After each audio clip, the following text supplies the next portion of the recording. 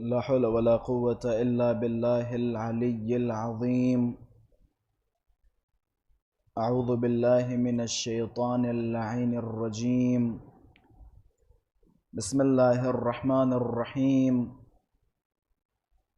الحمد لله رب العالمين. الصلاة والسلام على أشرف الأنبياء والمرسلين سيدنا ومولانا ومولى الثقلين جد الحسن والحسين أبي القاسم مصطفى محمد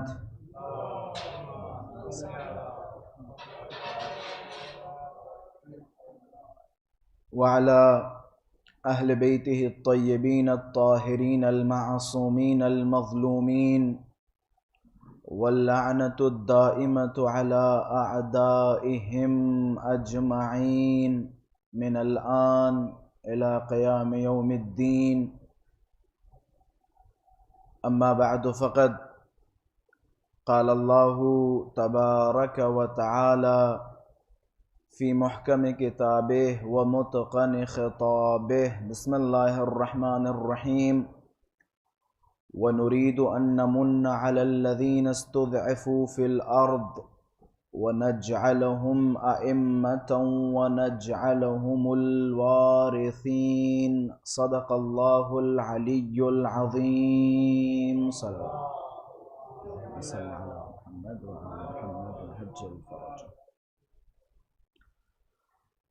اللهم كن لوليك الحجة ابن الحسن صلواتك عليه وعلى آبائه في هذه الساعة وفي كل الساعة وليا وحافظا وقائدا وناصرا ودليلا وعينا حتى تسكنه أرضك طوعا وتمتعه فيها طويلا.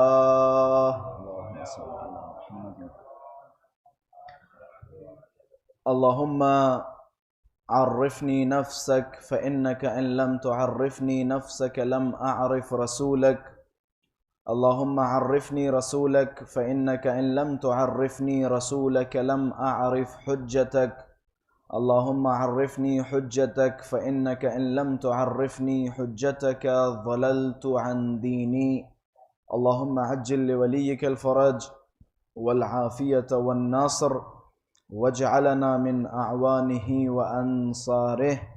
وجود ذوالجود نازنین امام زمان عجل اللہ تعالی فرجہ الشریف کی سلامتی اور حضرت کے ظہور میں تعجیل، اور آپ سب اپنی سلامتی، اہل خانہ کی سلامتی کے لیے بآواز بلند صلوات ہدیہ فرمائیں. اللہم صل علی محمد وآل محمد عجل فرجہم. امام صادق علیہ السلام آخر الزمان کے حوالے سے فرماتے ہیں: ابتلاء عظیما و امتحانا شدیدا. یہ جو آخر الزمان تم پر آ رہا ہے، یہ جو آخری زمانہ کہ جس میں ہم اور آپ بسر کر رہے ہیں، یہ بہت پرآشوب اور پرفتن زمانہ ہوگا. امام علیہ السلام نے امام زمانہ کی غیبت کے دور کو روایات و کلام اہل بیت علیہم السلام میں اگر دقت کریں تو غیبت کبریٰ یہ امام زمانہ کا جو دور ہے، اس دور میں اپنی حفاظت کے لیے مختلف طریقے اور مختلف راستے بتائے. اور اس دور کو روایات معصومین علیہم السلام میں جیسا کہ معرفی کرایا گیا، فتن اور آزمائش، اور ایک طرح اگر ہم اپنی زبان میں کہیں تو بہت ساری خرافات اور بہت ساری بدعتوں والا دور بتایا گیا. ظاہر سی بات ہے، جب امام غائب ہوں گے، ہمارے درمیان امام حاضر نہیں ہوں گے کہ جن سے ہم ملاقات کر سکیں، جن سے ہم رابطہ کر سکیں، جن سے ہم سوال و جواب کر سکیں، کیونکہ حجت خدا غائب مستور ہوگی. تو لہٰذا جب حجت خدا لوگوں سے دور ہوگی تو اس دور میں بہت سارے اہل فتن اور بہت سارے اہل شر اس دور کا فائدہ اٹھائیں گے اور بہت ساری بدعتیں قائم کریں گے، بہت ساری بدعتیں پیدا کریں گے۔ امام کا جو جملہ میں نے بیان کیا شروع میں، امام نے فرمایا ابتلاء عظیمہ و امتحانا شدیدہ، ایک شدید امتحان ہوگا امام زمانہ کی غیبت کے دور میں۔ ہر مومن کے لیے اس دور میں اپنے دین کی سلامتی اور دین کی حفاظت ضروری ہوگی۔ اب ظاہر سی بات ہے، جہاں اتنی زیادہ بدعتیں ہوں گی، جہاں اتنے زیادہ خرافات ہوں گے، جہاں اتنے زیادہ امتحان ہوں گے، جہاں اتنی زیادہ بلائیں ہوں گی، اس دور میں کس طرح انسان حق کو باطل سے جدا کرے گا؟ کہتے ہیں اللہ تبارک و تعالی نے حق و باطل کو پیدا کیا اور پیدا کرنے کے بعد حق و باطل کو ملا دیا۔ یہی تو امتحان اللہ تبارک و تعالی کا ہم سے اور آپ سے ہے کہ تم اپنی اس عقل سلیم کے ذریعے اہل بیت علیہم السلام کی ہدایات اور انبیاء کے تذکر کے ذریعے کس طرح حق کو باطل سے جدا کرو گے۔ یہ آخر الزمان حق و باطل کے امتزاج کا دور ہے، جہاں نہیں پتا چلتا ہے حق کیا ہے اور باطل کیا ہے۔ مولا نے فرمایا ابتلاء عظیمہ، حق و باطل میں شناخت اتنی دشوار ہو جائے گی، اتنی سخت ہو جائے گی، یصبح الرجل مؤمنا ویمسا کافرا، صبح ایک صاحب مومن ہوں گے، شام ڈھلتے ڈھلتے کافر ہو جائیں گے۔ پتہ ہی نہیں چلے گا وہ متقی، وہ پرہیزگار جو ہمیں متقی اور پرہیزگار نظر آتا ہے، اس کا اندر اور اس کا باطن کتنا گندا ہے، ہم تشخیص نہیں دے پائیں گے۔ یہ دور آخر الزمان کا ہوگا جہاں پتہ ہی نہیں چلے گا کہ کس کے پاس جائیں، کیا کریں، کس کو فالو کریں، کس کی خدمت کریں، اور کس کے پاس سے نمیدونم دین لیں، کس کے پاس سے مذہب لیں، کس سے دین سیکھیں، کس سے عقیدہ سیکھیں۔ کسی کو کوئی خبر ہی نہیں ہوگی مگر یہ کہ بہت شاذ و نادر کہ جن کے پاس اہل بیت علیہم السلام کی دی گئی تعلیمات ہوں گی۔ اب ظاہر سی بات ہے، جب اتنا پرآشوب اور پرفتن دور ہوگا تو اس پرفتن اور پرآشوب دور سے بچنے کے لیے بھی اہل بیت علیہم السلام نے کچھ راستے بتائے ہوں گے۔ جس دور میں ہم اور آپ زندگی بسر کر رہے ہیں، یہ دور پرز فتن ہے، ہمیں نہیں پتا چلتا ہے فلاں صاحب ان کے عقیدے کیسے ہیں، فلاں صاحب ان کے نظریات کیسے ہیں۔ آیت اللہ وحید خراسانی حفظہ اللہ کی خدمت میں کوئی صاحب گئے تھے اور جانے کے بعد عرض کیا کہ قبلہ کیا کریں، کس کو فالو کریں، کدھر جائیں، کچھ سمجھ ہی میں نہیں آتا۔ کوئی ایسی شخصیت ہے ہی نہیں کہ جس پہ سب کا اتفاق ہو، کوئی کہہ رہا ہے یہ صاحب ایسے ہیں، کوئی کہہ رہا ہے یہ صاحب ویسے ہیں۔ ایسے ماحول میں کریں تو کیا کریں؟ آغا وحید خراسانی حفظہ اللہ کے ایک بڑا خوبصورت جملہ تھا کہ برو تو خونہا برائے ظہور امام زمان دعا کن۔ کیسے ایسے ماحول میں اگر تنہا اور واحد کوئی شخصیت جو تمہیں حق و باطل میں 100% تشخیص دلا سکتی ہے، وہ ذات امام زمانہ عجل اللہ تعالی فرجہ الشریف کی۔ امام زمانہ کے ظہور کے لیے کثرت سے دعا کریں، جب بھی آپ فتن دیکھیں، جب بھی آپ بدعتیں دیکھیں، امام زمانہ کے ظہور کے لیے دعا کریں۔ واحد ایک امام زمانہ کی ذات ہے جو 100% بدعتوں سے ہمیں نجات دے گی، واحد ایک امام زمانہ کی ذات ہے جو ہمیں 100% حق دے گی۔ اس کے علاوہ کہیں 100% حق نظر نہیں آتا، کہیں 100% عدالت نظر نہیں آتی۔ یہ اتنا پرآشوب دور ہے، ریاکاریاں اتنی زیادہ عام ہو جائیں گی، ریاکاریوں کا مرتبہ اتنا بلند و بالا ہو جائے گا کہ پتہ چلا کہ ایک ریاکار جو اندر سے اتنا گندا و غلیظ شخص ہے، اسے ہم بعض اوقات اپنا پیش امام بنا دیں گے۔ روایتوں میں ہے الفاظ، حق و باطل کیونکہ نہیں سمجھ میں آئے گا کہ حق کیا ہے باطل کیا ہے، ممزوج ہو جائے گا، مخلوط ہو جائے گا۔ ایسے دور میں اہل بیت علیہم السلام نے فرمایا بچنے کا طریقہ، اپنے دین کو بچانے کا طریقہ، ظاہر سی بات ہے ہمارے لیے سب سے پہلا ہدف کیا ہونا چاہیے؟ ہمارے لیے سب سے پہلا ہدف یہی ہونا چاہیے کہ ہم اپنا دین کیسے بچائیں۔ یہی وجہ ہے اہل بیت اطہار علیہم السلام سے جب بھی رسول گرامی نے فرمایا یا علی تمہارے ساتھ ایسا ہوگا، تمہارے ساتھ یہ کیا جائے گا، تمہارا حق چھینا جائے گا، تمہاری اولاد کو مارا جائے گا، تمہارے گھر پہ حملہ کیا جائے گا، تمہارے گلے میں رسی ڈالی جائے گی، امیر المؤمنین نے ان مشکلات کے بارے میں سوال نہیں کیا، حضرت نے سوال کیا فی سلامت من دینی، کیا ان تمام چیزوں کی وجہ سے یا جو کچھ ہوگا ان تمام چیزوں میں میرا دین تو محفوظ رہے گا، یعنی دین کے لیے تو کوئی خطرہ نہیں ہے؟ رسول گرامی نے مسکراتے ہوئے فرمایا کہ تمہارا دین سلامت رہے گا، مشکلات آئیں گی لیکن تمہارے دین کے لیے وہ خطرہ نہیں ہوگی، تمہارے ایمان کے لیے خطرہ نہیں ہوگی۔ وہ ظاہری مشکلات آئیں گی جنہیں تم برداشت کرو گے، تحمل کرو گے۔ آج حضرت امیر علیہ السلام کی سیرت پہ عمل کرتے ہوئے کیا ہمیں ہر شے اور ہر ارادے میں سب سے پہلا ارادہ یہ نہیں کرنا چاہیے کہ فی سلامت من دینی، کیا اس کام سے میرا دین سلامت ہے؟ آج قومی اختلافات جو مذہبی اختلاف بھی ہوتے ہیں، مذہبی اختلافات کم ہوتے ہیں، ذاتی اختلافات زیادہ ہوتے ہیں۔ مثال کے طور پہ ایک صاحب کے جن کو ہم نے کل تک ایجنٹ کہا تھا کسی کا، وہ آج ہمارے دوست ہیں، لیکن کل جب ان سے ہماری لڑائی ہو گئی تو ہم نے وہ جو ایجنٹ والی فکر تھی اس کو ہوا دے دی، ارے وہ صاحب تو ایجنٹ ہے، کل تک یہی صاحب ہمارے دوست ہوا کرتے تھے۔ یعنی وہ جو کل آپ کی دوستی تھی وہ اہل بیت کی وجہ سے دوستی نہیں تھی، اور آج جو آپ کی دشمنی ہے وہ ایمان و عقیدے کی وجہ سے دشمنی نہیں ہے۔ اہل بیت علیہم السلام نے فرمایا تمہاری دوستی ایمان کی وجہ سے ہونی چاہیے۔ اگر ہم کسی سے دوستی کر رہے ہیں، کوئی ہمارا شیعہ دوست ہے، اگر اسے مرتبہ دے رہے ہیں، عہدہ دے رہے ہیں، تو اس کے ایمان و عقیدے کی وجہ سے دیں۔ کہتے ایمان کی حدود یہ ہیں، ایمان کی معراج یہ ہے کہ خداوند متعال کی راہ میں اللہ کی محبت میں انسان سب سے قریبی ترین شے کی قربانی دے۔ یہ ایمان کی معراج ہے، یہ ایمان کی معراج ہے، معراج جہاں انسان محبت خدا کی وجہ سے اپنی قریبی ترین شے کو قربان کر دے۔ اسی طرح بغض یا پھر عداوت، وہ جو خدا کے دشمنوں سے دشمنی کا پہلو ہے، حب اللہ، اور اسی طریقے سے اللہ کے دشمنوں سے دشمنی میں اپنی قریبی ترین شے کو قربان کر دے۔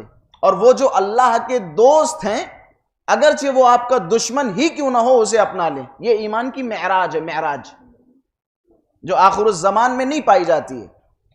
امام نے فرمایا ابتلاء عظیما و امتحانا شدیدا، آخر الزمان ایک عجیب و غریب امتحان کا دور ہوگا، حق و باطل کو پہچاننا دشوار ہوگا۔ ایسے لمحات اور ایسے ماحول میں اگر کوئی انسان چاہتا ہے کہ وہ حق سے متمسک رہے، اس کے لیے ضروری ہے کہ وہ 2-3 نکات پہ غور کرے۔ پہلا، آخر الزمان میں بچنے کا طریقہ ہے کلام معصوم سے تمسک۔ یہ بہت اہم شے ہے جس کی طرف میں اشارہ کر رہا ہوں، کلام معصوم سے تمسک۔ اہل بیت علیہم السلام ایسا نہیں امام زمانہ ہمارے درمیان سے چلے گئے، اہل بیت علیہم السلام ہمارے درمیان سے چلے گئے اور ہمیں ایسے ہی حیران و پریشان چھوڑ کے چلے گئے، ایسا نہیں ہے۔ وہ ہدایت اور وہ نور کے جتنی تمہیں ضرورت ہے یا جتنی ہمیں ہدایت کی ضرورت ہے، اتنی ہدایات اہل بیت علیہم السلام اپنے کلام کے ذریعے چھوڑ کے گئے ہیں، اپنی فرمائشات کے ذریعے چھوڑ کے گئے۔ لیکن وہ جو اہل فتن ہیں، وہ جو اہل بدعت ہیں، آپ اس سے آزمائیے گا کہ اہل بدعت کون ہے، اہل حق کون ہے۔ جو بھی آپ کو کلام اہل بیت سے دور کرے، جو بھی دور کرے، خواہ وہ کھلم کھلا کہے کہ جناب والا حدیثیں پڑھنا چھوڑ دو، یا کسی نہ کسی بہانے کے ذریعے جناب حدیثیں تو ضعیف ہوتی ہیں، اللہ نے عقل کس لیے دی؟ اللہ نے عقل کس لیے دی؟ جناب حدیثوں میں تو ایسا بھی ہوتا ہے ویسا بھی ہوتا ہے، ہم نے تو آپ سے نہیں کہا کہ آپ ایسی کو فالو کریں۔ اللہ نے آپ کو عقل سلیم دی ہے، اللہ نے آپ کو اچھائی اور برائی میں تشخیص دینے کا مادہ دیا ہے۔ اگر 2 4 5 روایتیں مثال کے طور پہ کہیں نہ کہیں سے ہماری کتابوں میں آ گئیں تو ہم یہ نہیں کہتے کہ آپ ان کو فالو کریں، لیکن وہ جو صحیح السند، وہ جو ہمارے ایمان و عقیدے کے لیے بہترین روایات، بہترین فرمائشات اہل بیت علیہم السلام ہیں، آپ لوگوں کو ان سے کیوں دور کر رہے ہیں؟ آخر الزمان میں بچنے کا طریقہ یہ ہے کہ آل محمد کے کلام سے جڑے رہیں، آل محمد نے آخر الزمان کی وضاحت کر دی کہ کس طرح سے بدعتیں ہوں گی، کس طرح سے اہل شر ہوں گے، کس طرح سے لوگ گمراہ کرنے کی کوشش کریں گے۔ آل محمد نے وضاحت فرمائی ہے، آل محمد نے واضح کیا ہے۔ آپ کلام اہل بیت سے متمسک رہیں۔ ایک زمانہ تھا ہمارے یہاں پہچان کا طریقہ ہوتا تھا، عالم و جاہل میں تشخیص دینے کا طریقہ یہ ہوتا تھا کہ جس کے پاس آل محمد کے علوم کا ذخیرہ زیادہ ہو اسے عالم کہا جاتا تھا، اسے پڑھا لکھا کہا جاتا تھا۔ اہل بیت علیہم السلام نے فرمایا اعرفوا منازل شیعتنا علی قدر روایتہم عنا، اگر تم جاننا چاہتے ہو ہمارے شیعوں میں پڑھا لکھا کون ہے، مرتبہ کس کا بلند و بالا ہے، تو دیکھو ہماری روایات سے تمسک کس کا ہے، کون زیادہ ہمارے کلام سے متمسک ہے۔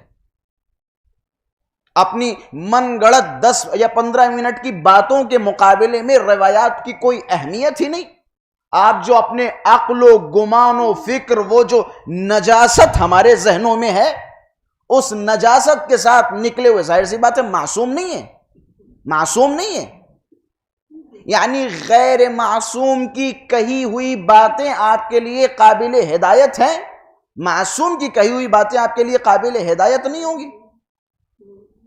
آپ کے اندر حدیث فہمی کی صلاحیت نہیں ہے، جو آپ احادیث اہل بیت اور کلام اہل بیت کو اتنا نیچا دکھانے کی کوشش کر رہے ہیں۔ آخر الزمان میں اگر ایمان بچانا چاہتے ہیں تو روایات و کلام اہل بیت علیہم السلام سے متمسک رہیں۔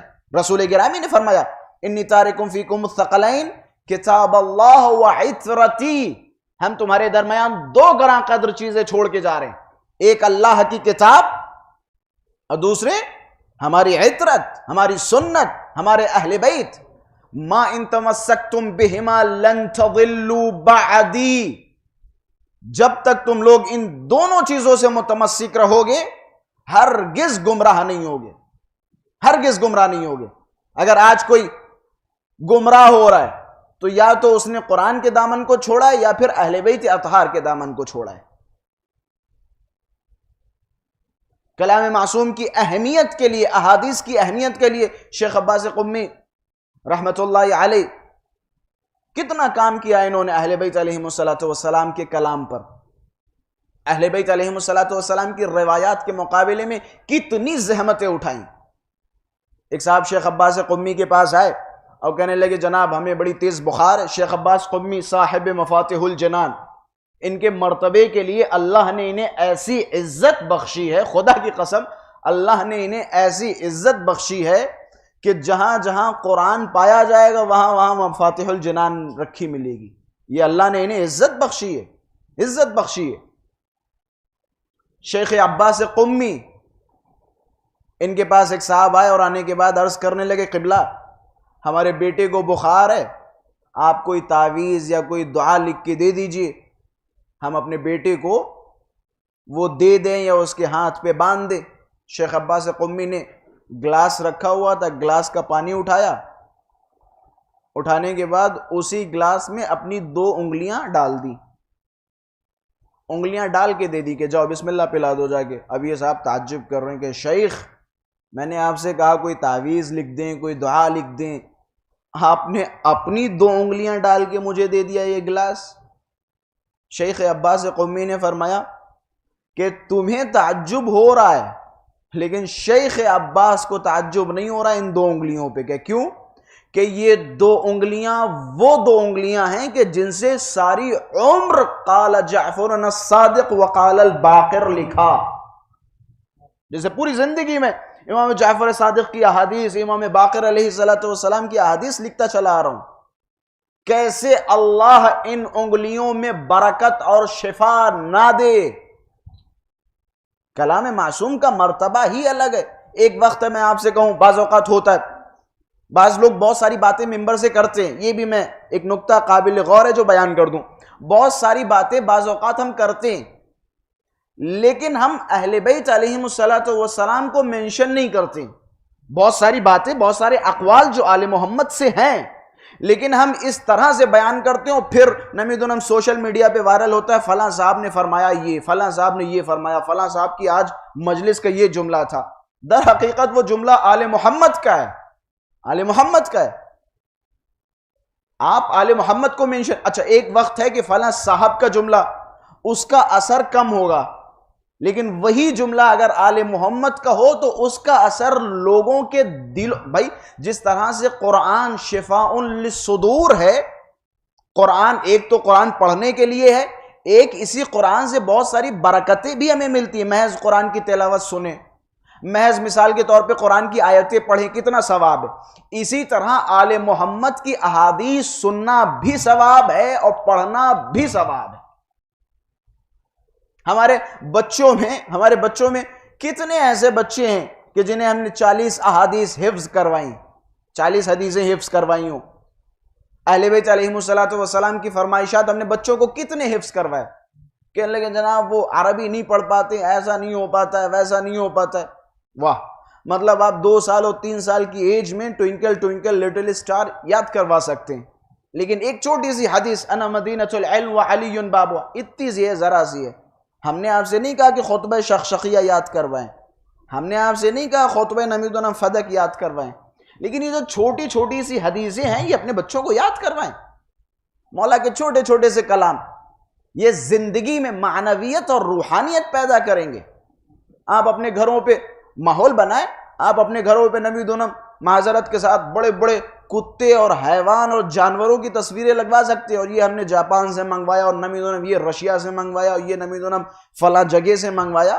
بڑی بڑی پینٹنگ لے آ کے دیواروں پہ لگوا سکتے ہیں، انہی پینٹنگز کی جگہ پر قرآن مجید کی آیتیں لکھیں، انہی جگہوں پر لکھیں من کنت مولاہ فہذا علی مولا، تاکہ لکھنے کا بھی ثواب ہو، دیکھنے کا بھی ثواب ہو، سننے کا بھی ثواب ہو۔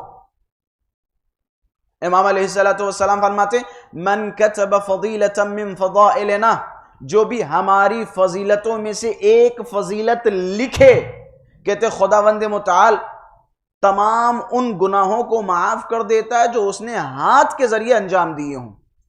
ومن نظر الى فضیلت من فضائلنا، جو بھی ہماری فضیلتوں میں سے کسی ایک فضیلت کی طرف دیکھے، مثال کے طور پہ یہاں سائیڈ میں ایک حدیث لکھی ہو من کنت مولاہ فہذا علی مولا، محض میں اس حدیث کی طرف دیکھ رہا ہوں، دیکھ رہا ہوں، روایت کے الفاظ ہیں غفر اللہ لہ الذنوب، خدا اس کے تمام ان گناہوں کو معاف کر دیتا ہے مکتسبہا بالعین، جو گناہ اس نے آنکھ کے ذریعے انجام دیے ہوں، ایک حدیث کی طرف صرف دیکھنے سے۔ اسی طرح من سمع فضیلتا من فضائلنا، جو بھی ہماری فضیلتوں میں سے ایک فضیلت سنے، کہتے اللہ تمام ان گناہوں کو معاف کر دیتا ہے مکتسبہا بالاذن، جو گناہ اس نے کان کے ذریعے کیے ہوں۔ کہتے جب بھی کوئی انسان کوئی حدیث یا کوئی فضیلت لکھتا ہے تو کہتے جب تک وہ اس کی کتابت باقی رہتی ہے، جب تک کتابت باقی رہتی ہے ملائکہ اس کے لیے استغفار کرتے رہتے ہیں۔ تو ایسی صورت میں کیا ہمارا فرض نہیں ہے کہ ہم اپنی اولاد کو، اپنے بچوں کو حد اقل 40 احادیث حفظ کروائیں؟ یہ بھی ایک موضوع ہے۔ اگر کسی بچے کو عربی پڑھنی نہ آئے، قرآن پڑھنی نہ آئے، یہ والدین کی سب سے بڑی نااہلی ہے۔ خیر ماشاءاللہ سے آپ میں سے تو میں نے جس کو دیکھا اسے قرآن کی تلاوت کرتے ہوئے دیکھا، لیکن اگر میری آواز ادھر ادھر جا رہی ہو تو ان کے لیے بھی پیغام ہے۔ اگر کسی بچے کو قرآن پڑھنا نہیں آتا، والدین کا سب سے بڑا قصور ہے۔ آپ نے کیوں بچے کو قرآن نہیں سکھایا؟ جس طرح سے اولاد کی گردن پہ کچھ حقوق ہیں، اولاد کی گردن پہ کچھ چیزیں واجب ہیں، اسی طرح والدین کی بھی گردنوں پر کچھ چیزیں واجب ہیں۔ ہم اکثر والدین کے حقوق بیان کرتے ہیں، والدین کے حقوق، اف نہ کریں والدین کے سامنے، طبعاً اف نہ کیا جائے، والدین سے زبان درازی نہ کریں، بدتمیزی نہ کریں، طبعاً بدتمیزی نہ کی جائے۔ اگر باپ یا ماں تمہیں آق کر دے تو خدا تب تک نہیں معاف کرے گا جب تک والدین اسے معاف نہ کریں۔ یہ ساری چیزیں قابل قبول ہیں۔ اہل بیت اطہار علیہم السلام نے خاص تاکید فرمائی کہ اپنے والدین کا نہایت احترام کرو، نہایت احترام کرو۔ ایک ماں کی خدمت کرنے والا، اس کا مقام اتنا بلند و بالا ہو گیا کہ حضرت موسیٰ کے ساتھ جنت میں ان کا قرین بنا، بنا بر روایت امام صادق۔ جناب موسیٰ حیران ہے اور کہہ رہے ہیں یہ جنت میں میرا ساتھی، کہ وجہ کیا؟ کہ وجہ یہ ہے کہ اس کی ماں کی عمر بہت زیادہ ہو گئی، یہ سارے کام چھوڑ کے سب سے پہلے ماں کی خدمت میں جاتا ہے، ماں کو کھانا کھلاتا ہے، ان کی ضروریات پوری کرتا ہے، ان کے گندے کپڑے دھلتا ہے، کہ اللہ کو اس کا یہ عمل اتنا پسند ہے کہ اللہ نے اسے موسیٰ کا قرین بنایا ہے جنت میں، کیونکہ اس کی ماں دعا کرتی تھی اس کے حق میں۔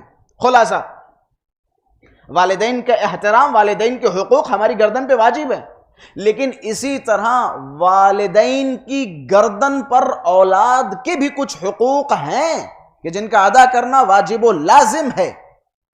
جس طرح آپ نے سنا کہ والدین اپنے بیٹے کو عاق کر دیتے ہیں، مثال کے طور پہ ہم نے تمہیں اپنی پراپرٹی سے نکال دیا، چلے جاؤ، اپنی شکل مت دکھانا، اپنا منہ مت دکھانا، میرے جنازے میں مت آ جانا، یہ عاق والے جملات ہیں۔ اسی طرح کہتے ہیں بیٹا بھی، پانچویں امام سے روایت ہے کہ روز محشر کچھ والدین ایسے ہوں گے کہ جنہیں ان کی اولاد عاق کر چکی ہوگی، لیکن دونوں کے عاق کرنے میں فرق ہے۔ یہاں والد کہہ کے عاق کر رہا ہے، لیکن بیٹا صبر کر کے عاق کرے گا۔ مثال کے طور پہ ہوتا ہے معاشرے میں، کوئی شرابی ہے، روز شراب پی کے گھر میں آ رہا ہے، چلم چلا مچا ہوا ہے، اپنی وائف کو مار رہا ہے، مثال کے طور پہ پورے خاندان میں ادھر ادھر ہنگامے کر رہا ہے، گندی اور غلیظ ہزاروں حرکتیں اس میں پائی جاتی، بیٹا پریشان ہے، بیٹا چپ چاپ کونے میں بیٹھا آنکھوں سے آنسو نکال کے صبر کر رہا ہے، صبر کر رہا ہے۔ بیٹے کو پڑھایا لکھایا نہیں، بیٹے کی ذمہ داری نہیں، بیٹے کی کوئی کفالت نہیں، کوئی ذمہ داری نہیں بھائی، بیٹا صبر کرتا رہا، بیٹا صبر کرتا رہا، بغیر وجہ والد مار رہا ہے، بیٹا صبر کر رہا ہے۔ کہتے یہ جو بیٹا صبر کر رہا ہے، اس کا صبر کرنا والد کو عاق کر دے گا، عاق کر دے گا۔ لیکن یہ بھی والدین کے احترام و مرتبے کے لیے کافی کہ اس سچویشن میں بھی بیٹے کا حق نہیں ہے، بیٹے کو اجازت نہیں ہے کہ وہ اپنے والدین کی بے احترامی کرے۔ خلاصہ جس طرح سے اولاد کی گردن پہ والدین کے حقوق واجب ہیں، اسی طرح والدین کی گردن پہ اولاد کے حقوق واجب ہیں۔ کیسے حقوق؟ پانچویں امام فرماتے ہیں حق الولد علی الوالد، اولاد کے کچھ حقوق ہیں جو والدین کی گردن پہ واجب ہیں، والدین کو کوئی چھوٹ نہیں ہے، کچھ حقوق ہیں کہ جن کا ادا کرنا آپ کی ذمہ داری ہے۔ پہلا ان یحسن اسمہ، والدین کا فریضہ ہے کہ وہ اپنے بیٹے کا نام اچھا رکھیں، یہ ذمہ داری کس کی ہے؟ والدین کی۔ اب پتا چلا منٹو پنٹو شنٹو چھوٹو موٹو گولو اس طرح کے نام جو آپ کو ملتے ہیں، والدین کا قصور ہے۔ کیوں قصور ہے والدین کا؟ آپ نے پیار سے اور نبی دونوں محبت سے موٹو پتلو کہنا شروع کر دیا، موٹو پتلو کہنا شروع کر دیا، بے معنی نام رکھے جاتے ہیں۔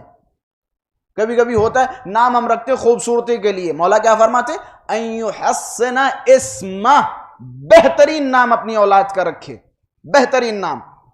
بہترین نام یعنی کون سے نام ہوتا ہے؟ جناب قرآن سے کوئی نام بتا دیجئے، قرآن کھولیے اور جو نام آ جائے وہ ہم اپنے بیٹے کا رکھ دیں گے، فی آ جائے تو فی رکھ دیں گے، من آ جائے تو من رکھ دیں گے، لیل آ جائے تو لیل رکھ دیں گے، نہار آ جائے مثال کے طور پہ نہار رکھ دیں گے۔ ہم نے کہا شیطان آئے گا پھر، شیطان آئے گا پھر کیا کرو گے؟ وہ بھی رکھو گے؟ بھائی طریقہ نہیں ہے یہ طریقہ نہیں ہے کہ قرآن کھولو مثال کے طور پہ جو آ جائے، یہ تفاعل ہے آپ کا، لیکن روائی طریقہ نہیں ہے۔ تین طرح کے اسماء ہمارے یہاں پائے جاتے ہیں، تین طرح کے نام۔ ایک جیسے جو اللہ کی طرف منسوب ہوتے، عبد الرحمن مثال کے طور پہ، عبداللہ، عبد الجلیل، عبد الغفار، اس طرح کے نام، عبد الحنان، عبد المنان، یہ نام جو پائے جاتے ہیں۔ ایک یہ ناموں کی کیٹیگری۔ دوسرے انبیاء کے ناموں پہ نام رکھے جائیں، موسیٰ، عیسیٰ، ابراہیم، یہ دوسری کیٹیگری۔ تیسرے جنہیں کیا کہا جاتا ہے؟ احسن الاسماء، روایت میں ان کے لیے آیا احسن الاسماء، بہترین نام۔ بہترین نام کون سے ہیں؟ اہل بیت اطہار نے فرمایا بہترین نام جو ہمارے القاب پر رکھے جائیں، ہمارے ناموں پہ رکھے جائیں، آل محمد کے القاب پہ نام رکھے جائیں. ہمیں یونک نام رکھنے کی عادت ہے، اینٹک نام رکھنے کی عادت ہے. قبلہ کوئی ایسا نام بتاؤ جو محلے میں کسی کا ہو ہی نہ، ایسا نام بتاؤ جو خاندان میں کسی کا نہ ہو. اور یہی وجہ لے کے آتے ہیں، کوئی کہتا ہے الفونسو، نمیدونو فلنٹوف، کوئی یہ ماشاءاللہ سے شیعوں میں پائے جا رہے ہیں. اور پھر ناموں کو خراب بھی خوب کیا جاتا ہے. نام رکھا جناب والا غلام. نام کیا غلام؟ بلاتے ہیں کیا گلو؟ ہوتا ہے نہیں ہوتا ہے. ایک پیارا سا نام ہے، اسے نک نیم میں آپ نے اس کو مروڑ کے رکھ دیا. چھٹے امام ایک دروازے پہ گئے، دق الباب کیا، دروازہ کھلا. کیا نام ہے؟ محمد. گھر میں کس نام سے بلاتے ہیں؟ علی. مولا نے فرمایا یہ وہ گھر ہے کہ جس پہ مسلسل اللہ کی رحمت نازل ہوگی. نام ہے محمد، بلانے والا نام ہے علی. یونک اور اینٹک نام کے پیچھے جاتے ہیں. اچھا خوبصورت نام بتاؤ. علی سے خوبصورت کوئی نام ہے تو بتاؤ مجھے. ہے کوئی علی سے خوبصورت نام؟ محمد سے خوبصورت کوئی نام ہو تو بتاؤ. قبلہ بہت ہے علی، بہت ہے محمد. جب مردم شماری ہوئی مدینے میں یزید کی طرف سے، جناب علی اکبر کو بلایا گیا لکھوانے کے لیے. ہاں بھائی بتاؤ تمہارے خاندان میں کون کون ہے؟ سب کے نام لکھوائے گئے. آپ کا نام کیا ہے؟ کہ علی بن حسین. آپ کے بھائی کا نام کیا ہے؟ علی بن حسین. آپ کے سب سے چھوٹے بھائی کا نام کیا ہے؟ علی بن حسین. ایک کو اکبر کہا گیا، ایک کو اوسط کہا گیا، ایک کو اصغر کہا گیا. مروان کہہ رہا ہے جی چکر کیا ہے، سارے علی علی علی. جناب علی اکبر نے فرمایا کہ میرا بابا حسین فرماتا ہے اگر خدا مجھے 100 بیٹے دے تو 100 کے 100 نام علی رکھوں.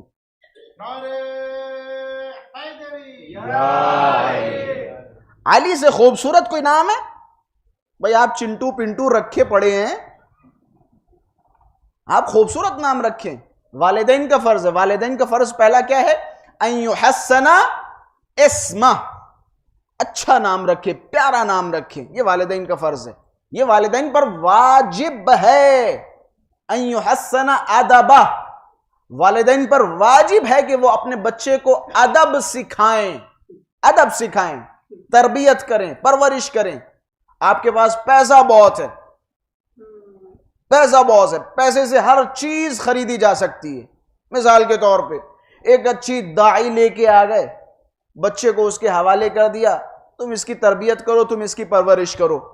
ایک نمیدونم مولانا صاحب کو بلوا لیا، 2 گھنٹے 3 گھنٹے تم اسے پڑھاؤ. نہیں آقا جان، سب سے بہترین تربیت بچے کی وہ ہوتی ہے جو والدین کرتی. جو تربیت آپ کریں گے وہ کوئی نہیں کر پائے گا، چاہے وہ امامے والا مولانا ہو یا غیر مولانا ہو. آپ کی کری ہوئی تربیت سب سے کامیاب ہے بچے کے حق میں. آپ تربیت کریں، آپ اپنی اولاد کے لیے وقت نکالیں. جس طرح سے آپ کی آفس ہے، یہ بھی آپ کائنڈ آف آفس سمجھیے. اولاد کی تربیت، وقت دیں اولاد کو، ٹائم دیں اولاد کو. ان یحسن اسمہ، ان یحسن ادبہ، اچھا نام رکھیں، اچھا ادب سکھائیں. تیسرا ان یعلم القرآن، اپنی اولاد کو قرآن کی تعلیم دیں. تعلیم دیں، کم سے کم اسی غرض سے تعلیم دیں کہ کما تدین و تدان. اگر آپ تعلیم دیں گے تو یہی تعلیم مرنے کے بعد ہمارے کام آئے گی. کم سے کم اتنا سکھا دیں کہ یہ بچہ مرنے کے بعد ایک پارہ کسی دن بیٹھ کے خود بھی پڑھ دے. اتنا سکھائیں کہ آپ کے لیے کھڑے ہو کے نمازیں پڑھے.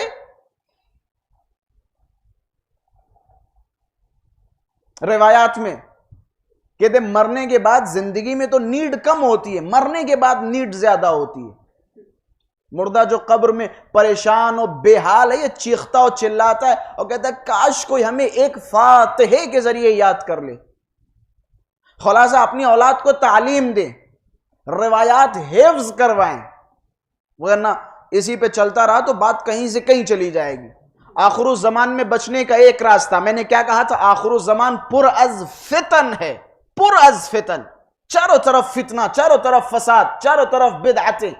جس کی جو مرضی ہوتی ہے وہ بدعتیں ایجاد کرتا چلا جاتا ہے. کوئی روک تھام نہیں ہے، کوئی کسی کے اوپر کنٹرول نہیں رکھتا. ایسے بدعتوں والے دور میں بچنے کا ایک راستہ کیا؟ ایک راستہ ہے کلام اہل بیت سے تمسک. اذا ارذل اللہ عبدا حضر علیہ العلم، جب اللہ کسی بندے کو ذلیل کرتا ہے تو اس پر علم روک دیتا ہے، اسے علم ہی نہیں دیتا ہے. اور حقیقت علم ہے کلام اہل بیت، روایات معصومین علیہم الصلوۃ والسلام. اگر کوئی انسان دنیا کا علم رکھ رہا ہے لیکن اہل بیت علیہم الصلوۃ والسلام کی فرمائشات کا نہ علم ہے نہ اس پر عمل کر رہا ہے، وہ جاہل ہے. اذا ارذل اللہ عبدا حضر علیہ العلم، اس کے اوپر علم روک دیتا ہے. ایک آخر الزمان میں بچنے کا راستہ کیا ہے؟ اہل بیت علیہم الصلوۃ والسلام کے کلام سے تمسک. دوسرا اس پر آشوب اور پر فتن دور میں بچنے کا راستہ ہے امام مہدی عجل اللہ تعالی فرجہ الشریف کے وجود اور ان کے ذکر سے تمسک.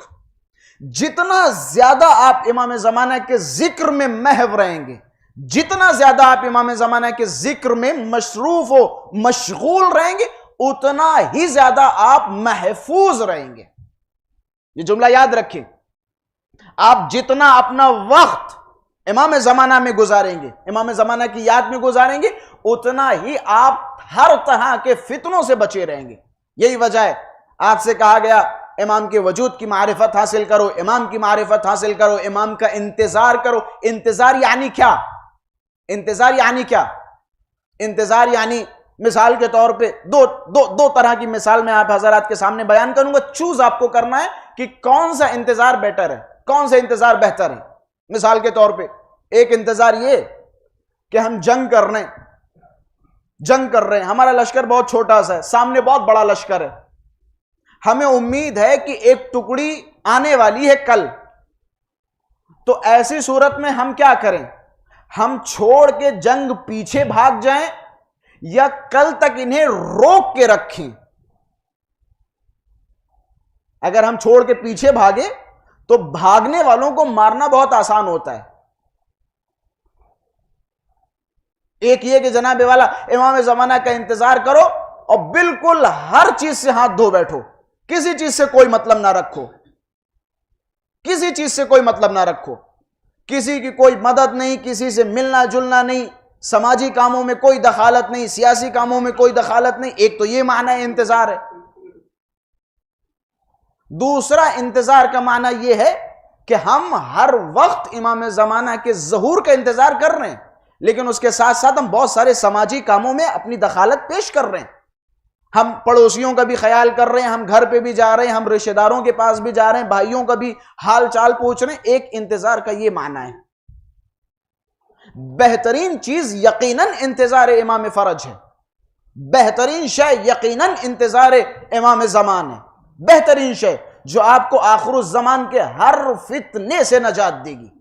امام نے فرمایا آخر الزمان میں جو تمہیں فتن گھیر لیں تو یاد رکھنا اس پر فتن دور میں اہل نجات صرف و صرف وہی ہوں گے جو امام زمان سے متمسک و متصل ہوں گے. امام زمان سے متصل یعنی کیا؟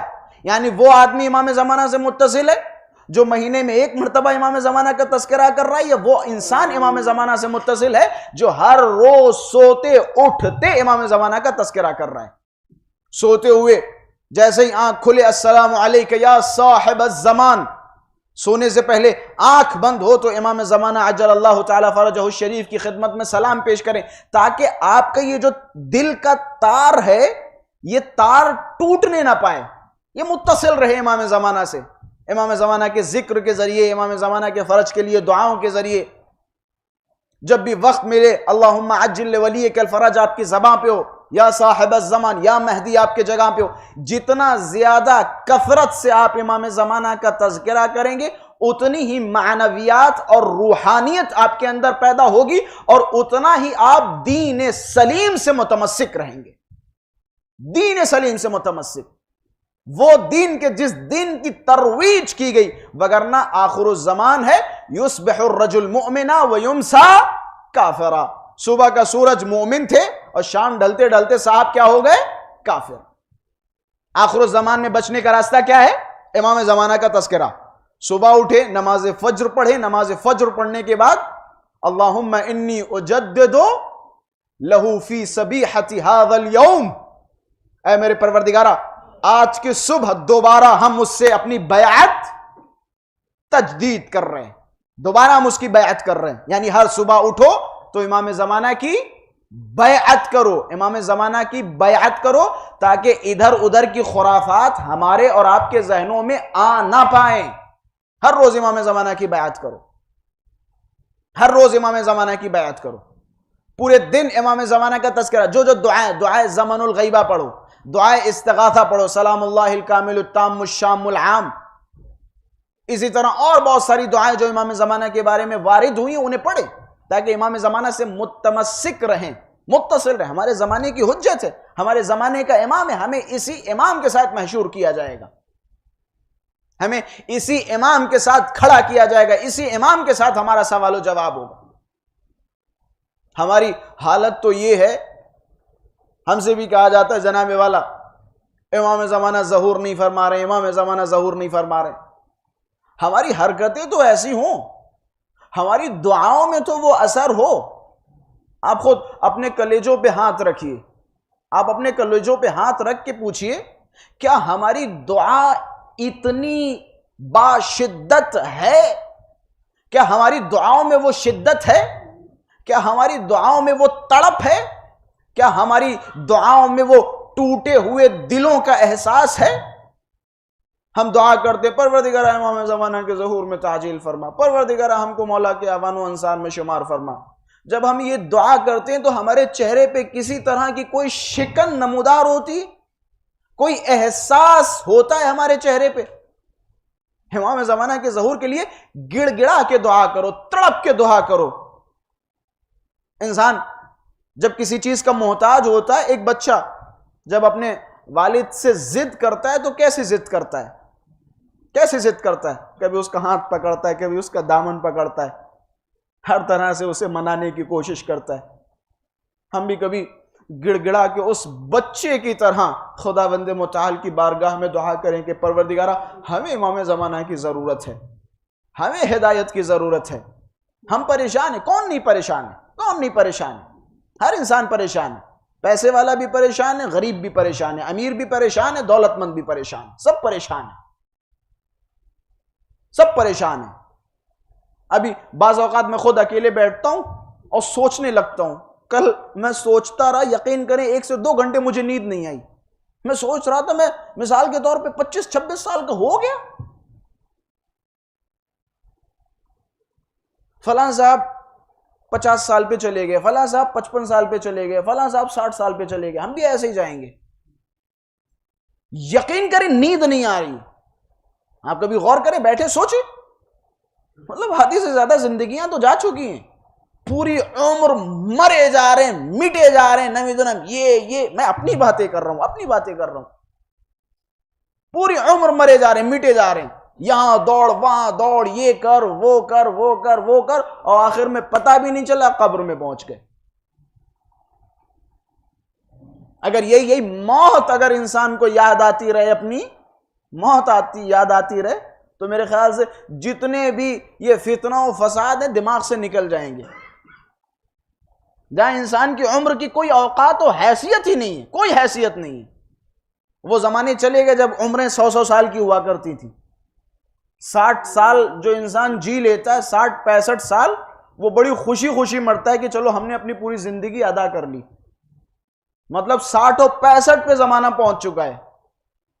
اب ایسے ماحول میں, ایسے لمحات میں عقل مند انسان کیا کرے گا؟ دین نے کبھی آپ کو دنیا سے منع نہیں کیا ہے, ہرگز دین نے دنیا سے منع نہیں کیا. میں اپنی مجلسوں میں بھی یہ جملہ ذکر کرتا رہتا ہوں, وہ دین, غور سے سنیے گا, اسے لکھ لیجئے گا, وہ دین جو دنیا نہ سکھائے, ہم اس دین کو مانتے ہی نہیں ہیں. ہم نہیں مانتے اس دین کو جو دنیا نہ سکھائے. دین نے ہمیں سکھایا ہے دنیا میں کیسے زندگی بسر کریں. یہی تجارت کے جس کے پیچھے آپ جا رہے ہیں, یہ تجارت اہل بیت علیہم السلام نے ہمیں سکھائی ہے. گویا دین ہمیں سکھاتا ہے کہ دنیا میں کس طرح سے زندگی بسر کریں, دین ہمیں سکھاتا ہے کس طرح سے پیسے کمائیں. دین نے ترغیب دلائی ہے کہ معاشی حالات آپ کے بہتر ہوں. یہ ہرگز اپنے ذہن میں تصور نہ کریں کہ نمید و نم جو بھی آتا ہے وہ دنیا کو ہی ٹارگٹ کرتا ہے. نہیں آقا جان، دنیا کو ٹارگٹ نہیں کیا جا رہا ہے، بس اتنا کہا جا رہا ہے کہ دنیا کے چکر میں دین سے غافل نہ ہو، دنیا میں اتنا زیادہ محو نہ ہو جائے کہ امام زمانہ آپ کو ہفتے یا مہینے میں یاد آئے. آخر الزمان میں بچنے کا راستہ، بس آخری جملہ، بچنے کا راستہ، ایمان بچانے کا راستہ صرف اور صرف ایک ہے، کثرت سے امام زمانہ کا تذکرہ کریں. جب جہاں موقع ملے امام زمانہ کا تذکرہ کریں. امیر المؤمنین کے دور میں بچنے کا راستہ کیا تھا؟ قنبر کے لیے راستہ کیا تھا؟ بوزر کے لیے راستہ کیا تھا؟ مقداد کے لیے راستہ کیا تھا؟ کیا راستہ تھا؟ علی کے دامن کے سوا کوئی دامن تھا؟ رسول گرامی نے کہا قنبر یاد رکھو، بوزر یاد رکھو، سلمان یاد رکھو. اگر ساری دنیا ایک راستے پہ جا رہی ہو اور علی تک و تنہا ایک راستے پہ جا رہے ہو تو ساری دنیا کو چھوڑ دینا، لیکن علی کو فالو کرنا. ساری دنیا کو چھوڑ دینا، ساری دنیا کو چھوڑ دینا. جناب ابو ذر کا غلام ابن عباس کے پاس آیا اور آنے کے بعد کہنے لگا کہ جنگ جمل والے دن میں کنفیوز ہو گیا کہ زور تک سوچتا رہا، سوچتے سوچتے اچانک ظہر کے وقت مجھے حدیث یاد آ گئی کہ پہلے میں کسی اور کی طرف تھا، لیکن اچانک مجھے حدیث یاد آ گئی. رسول گرامی نے فرمایا الحق مع علی وعلی مع الحق. حق علی کے ساتھ ہے اور علی حق کے ساتھ ہیں. جدھر علی جائیں گے ادھر حق جائے گا. کہ جیسے ہی یہ حدیث مجھے یاد آئی میں نے دامن چھوڑا اور حضرت کی خدمت میں پہنچ گیا. ایک حدیث کے ذریعے حق علی کے ساتھ، علی حق کے ساتھ. اس زمانے میں اگر کوئی نجات چاہتا ہے تو وہ علی کے دروازے پہ جائے. اسی طرح آج اگر کوئی نجات چاہتا ہے تو امام زمانہ کی چوکھٹ پہ آئے، امام زمانہ کی یاد میں محو ہو، امام زمانہ کا کثرت سے تذکرہ کرے. یہ اپنے ذہنوں میں عقیدہ تعطیل ختم کیجئے. عقیدہ تعطیل بساتے چلے جا رہے ہیں. جناب والا امام زمانہ تو ہے ہی نہیں، امام زمانہ تو ہے ہی نہیں، جب تک امام نہیں ہے تب تک ایسا ہوگا. یہ جب تک کا عقیدہ کہاں سے آ گیا؟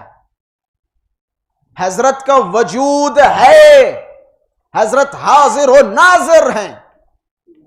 میں نے مثال بھی دی تھی، ظاہر مشہور او غائب مستور. کس طرح سے فائدہ اٹھائیں گے؟ کما ينتفعون الناس بالشمس اذا سطرها السحاب. جس طرح لوگ سورج سے فائدہ اٹھاتے ہیں جب سورج کے سامنے بادل آ جاتے ہیں. بادل آ جاتے ہیں تب بھی سورج اپنی روشنی جتنی تمہیں ضرورت ہے اتنی پہنچاتا ہے. غیبت یعنی بادل. جس طرح سورج بادلوں کے باوجود اپنی روشنی پہنچاتا ہے، اسی طرح امام زمانہ غیبت کے باوجود جس مقدار میں تمہیں ہدایت کی ضرورت ہے وہ ہدایت آپ تک پہنچا رہے ہیں. منتہا آپ متمسک تو رہیں. علی کی ہدایات ان تک پہنچی جو علی سے متمسک تھے. اسی طرح امام زمانہ کی ہدایات ان تک پہنچے گی جو امام زمانہ سے متمسک رہے گا. امام زمانہ سے تمسک کے لیے ہر طرح کے بت اپنے ذہنوں میں مار دیں، ہر طرح کا بت. امام زمانہ کے وجود کے سامنے سارے وجود پھیکے. وہ معرفت اپنے اندر پیدا کریں جو امام حسین کی ابوالفضل عباس کے اندر معرفت تھی. میں نے اکثر اس سے پہلے مجالس میں کہا تھا کربلا میں اصحاب حسینی کی کامیابی کا راز صرف اور صرف یہی تھا کہ انہوں نے اپنے زمانے کے امام کو پہچانا تھا اور پہچاننے کے بعد اپنے آپ کو امام وقت کے سامنے سرنڈر کر دیا. مولا عباس نے کس طرح پہچانا؟ ایسا پہچانا کہ امام صادق جب ابوالفضل عباس کی زیارت کے لیے آئے تو گواہی دی. امام معصوم گواہی دے رہا ہے مولا عباس کی شان میں. کیا گواہی ہے؟ اشہد ان لک بالتسلیم والتصدیق. اے چچا عباس، ہم گواہی دیتے ہیں کہ آپ نے امام حسین کے سامنے اپنے آپ کو تسلیم کر دیا، سرنڈر کر دیا. کیا بہترین بھائی ہے کہ جس نے اپنے بھائی کی حفاظت کی. مولا عباس نے اپنی تمام خواہشات کو کنارے رکھا حسین ابن علی کی خواہشات کے سامنے. حکم صرف امام حسین کا. اور یہی وجہ ہے جب ابو الفضل عباس کی آواز حسین ابن علی کے کانوں تک آئی تو مولا نے کیا جملہ فرمایا؟ اکثر ہم مصائب میں پڑھا کرتے ہیں. مولا نے فرمایا الان انکسر ظہری، اے عباس تیرے جانے سے حسین کی کمر ٹوٹ گئی. عباس آپ کے مرنے سے حسین کی کمر ٹوٹ گئی. میں نے بیان کیا تھا انکسر ظہری یعنی عباس میرا سب کچھ تباہ و برباد ہو گیا. اس سے پتہ چلتا ہے امام حسین کو عباس سے کتنی امیدیں تھیں. عباس حسین کے لیے کتنا بڑا سہارا تھا. عباس صرف حسین کا سہارا نہیں تھا، سب کا سہارا تھا. جب کربلا میں وہ 4 سالہ بچی جس نے ابو الفضل عباس کے ہاتھوں میں مشکیزہ رکھا، اس نے سارے بچوں کو جمع کیا کہ بچوں اب تم پیاسے نہیں رہو گے، میرا چچا پانی لانے کے لیے گیا ہے. اس بچی کو عباس پہ بھروسہ تھا. اسی طرح جب یہ قافلہ مدینے سے روانہ ہوا، جیسے ہی مدینے سے روانہ ہوا، کسی سید زادی نے جب جناب زینب علیہ مقام کے سامنے ایک احتمال پیش کیا کہ اگر کربلا میں ایسا ہو تو جناب زینب کبریٰ آگے بڑھی کہ خبردار اپنی زبان سے ایسا احتمال پیش نہ کرنا. ارے کس کی مجال جبکہ میرا بھیا عباس میرے ساتھ ہو. سب کا سہارا ابو الفضل عباس، سب کا آسرا ابو الفضل عباس. یہی وجہ ہے کہ جب لٹا ہوا قافلہ مدینے پہنچا، بشیر کو مولا نے حکم دیا اے بشیر جا کے مدینے والوں کو بتا دو.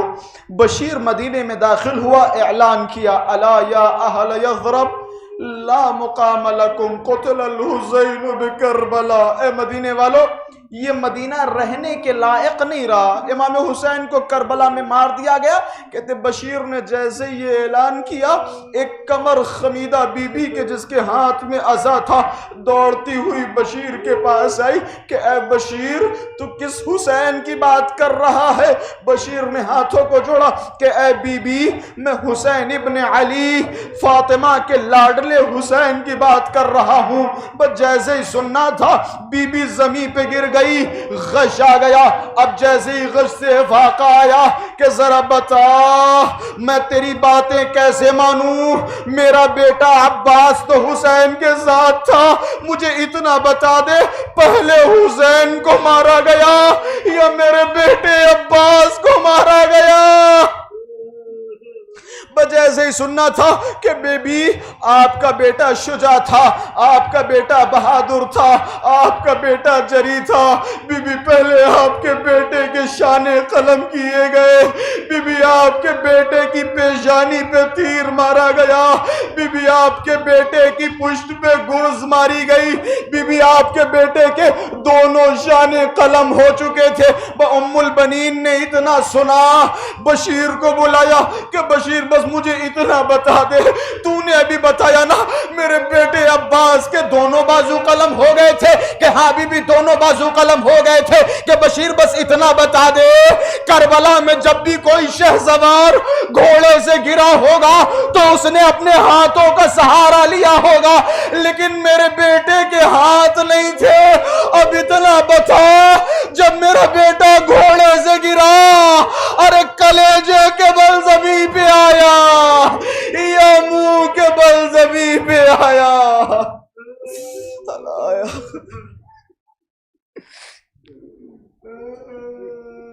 انا للہ و انا الیہ راجعون. رضا بقضائہ و تسلیما لامرہ. پروردگارہ ہماری اس مختصر عبادت کو قبول فرما. پروردگارہ ہمارے ان آنسوؤں کے صدقے میں امام زمانہ کے ظہور میں تعجیل فرما. پروردگارہ ہم سب کو مولا کے اعوان و انصار میں شمار فرما. پروردگارہ ہم سب کے گناہان صغیرہ و کبیرہ کو معاف فرما. پروردگارہ امام زمانہ عجل اللہ تعالی فرجہ الشریف کے ظہور میں تعجیل فرما. ہم سب کو مولا کے اعوان و انصار میں شمار فرما. اللهم عجل لوليك الفرج والعافية والنصر واجعلنا من أعوانه وأنصاره. ربنا تقبل منا إنك أنت السميع العليم.